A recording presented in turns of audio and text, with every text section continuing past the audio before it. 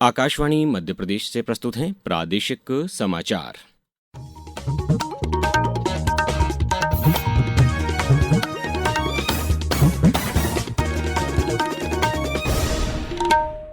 नमस्कार, समाचारों के साथ मैं अभिषेक कटियार।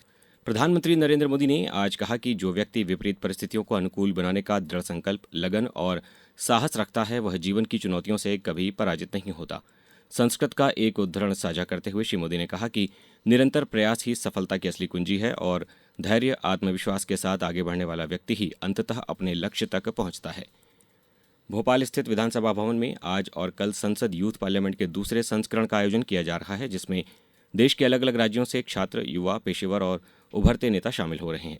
कार्यक्रम में युवाओं को संसदीय माहौल में नीतिगत और विधायी मुद्दों पर बहस का मौका दिया जा रहा है। आज इस कार्यक्रम में भारत के बढ़ते नैरेटिव संकट पर चर्चा हो रही है। वहीं कल यानी दूसरे दिन सामान्य नागरिक संहिता विधेयक 2026 पर बहस और संसदीय प्रक्रिया का संचालन किया जाएगा। इस कार्यक्रम के शुभारंभ के अवसर पर मुख्यमंत्री डॉक्टर मोहन यादव ने संबोधित करते हुए कहा, मध्य प्रदेश के अंदर आज 12 से अधिक राज्य, 52 से अधिक युवाओं ने इस पूरे आयोजन में हिस्सा लिया। परसों हम स्वतंत्रता दिवस मनाएंगे और उसके पहले विधानसभा का यह हाल मिनी इंडिया बन गया। देश के युवाओं को लोकतंत्र, नीति निर्माण से जोड़ने की वास्तव में अनुकरणीय पहल है। आमतौर पर सदन के अंदर नीतियां बनाने के समय गंभीर चर्चाएं होती, विचार विमर्श होते हैं, अपने अपने विषय का प्रवर्तन होता है। जिस प्रकार से आपने शुरुआत की, ये उसकी अच्छी झलक है।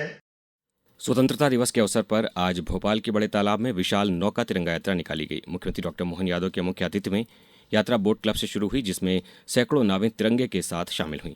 यात्रा में हजारों नागरिकों, युवाओं, खिलाड़ियों और सामाजिक संगठनों ने हिस्सा लिया। इस आयोजन में नावों की विशेष फॉर्मेशन से तालाब के बीच विशाल फ्लोटिंग तिरंगा भी बनाया गया। वहीं हर घर तिरंगा अभियान के तहत दमोह के तहसील ग्राउंड से निकली तिरंगा यात्रा में राज्य मंत्री लखन पटेल, विधायक जयंत मलैया सहित अनेक जनप्रतिनिधि और अधिकारी शामिल हुए। वहीं मैहर, छिंदवाड़ा, बालाघाट, झाबुआ और आगरमालवा में आयोजित तिरंगा यात्राओं में हिस्सा लेकर लोगों ने देशभक्ति का संदेश दिया। प्रदेश में 15 अगस्त को लाल परेड मैदान पर होने वाले पदक अलंकरण समारोह में मुख्यमंत्री डॉक्टर मोहन यादव पुलिस और होमगार्ड के 47 अधिकारियों और कर्मचारियों को पदक देकर सम्मानित करेंगे। पुलिसकर्मियों को राष्ट्रपति के 9 विशिष्ट सेवा पदक और 33 सराहनीय सेवा पदक दिए जाएंगे। वहीं होमगार्ड और नागरिक सुरक्षा के 3 कर्मचारियों को सराहनीय सेवा पदक से सम्मानित किया जाएगा। समारोह में 2 सर्वोत्कृष्ट जीवन रक्षा पदक भी दिए जाएंगे, जिसमें स्वर्गीय मनोहर सिंह चौहान को मरणोपरांत और राजेंद्र प्रसाद मिश्रा को पदक मिलेगा।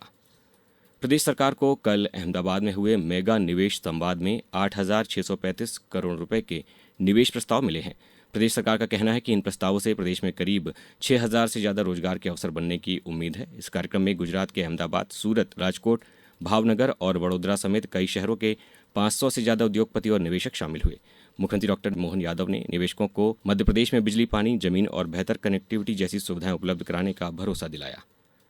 प्रदेश सरकार ने उज्जैन में वर्ष 2028 में होने वाले सिंहस्थ महापर्व की तैयारियों को गति देने के लिए सिंहस्थ मेला प्राधिकरण का गठन कर दिया है। भाजपा के वरिष्ठ नेता और उज्जैन विकास प्राधिकरण के पूर्व अध्यक्ष जगदीश अग्रवाल को प्राधिकरण का अध्यक्ष बनाया गया है। इस प्राधिकरण का गठन मध्य भारत सिंहस्थ मेला अधिनियम 1955 के तहत किया गया है। खाद्य सुरक्षा विभाग ने मिलावटी और मानकों के विपरीत खाद्य पदार्थों की बिक्री को रोकने के लिए भोपाल में देर रात से आज तड़के तक जांच अभियान चलाया, जिसके तहत डेयरियों और खाद्य प्रतिष्ठानों से करीब 275 किलो संदिग्ध पनीर जब्त किया गया, जिसकी कीमत 1,10,000 रुपये बताई गई है। टीम ने पनीर के नमूने जांच के लिए लैब में भेज दिए हैं।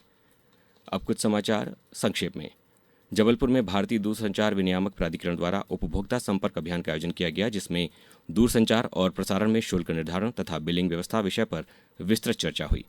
धार जिले में इंदौर अहमदाबाद हाईवे पर ग्राम उटावत पीपलखेड़ा के पास बच्चों से भरी स्कूल बस और यात्री बस की भिड़ंत में 16 लोग घायल हो गए। और सतना जिले में राष्ट्रीय एड्स नियंत्रण कार्यक्रम के तहत 12 अगस्त से 12 अक्टूबर तक 2 माह का सघन जागरूकता अभियान आयोजित किया जा रहा है। इस बुलेटिन में बस इतना ही। अगला बुलेटिन सुनिए शाम 7:10 पर। नमस्कार।